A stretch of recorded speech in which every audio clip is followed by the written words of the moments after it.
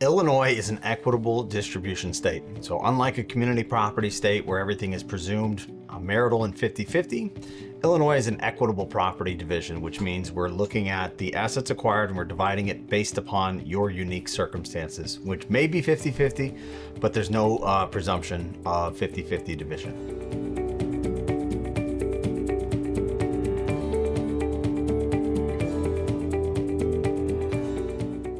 For dividing property in divorce, this comes from statutes.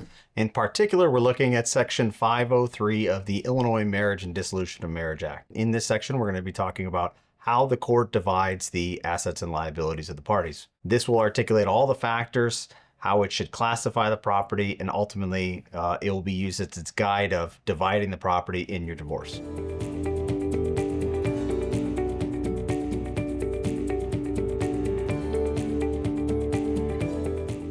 When dividing property in Illinois, the court's going to consider a variety of factors.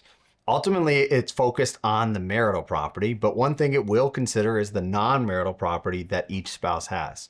So in other words, if one spouse has significantly more non-marital property, the court might look at the marital property and say, I'm going to give a disproportionate amount of that property to the other spouse. The court's going to consider other things such as your earning capacity, tax consequences. They will look at things like who brought the assets in. One thing that the court will consider is a thing called dissipation. Dissipation is spending marital money on a non-marital purpose.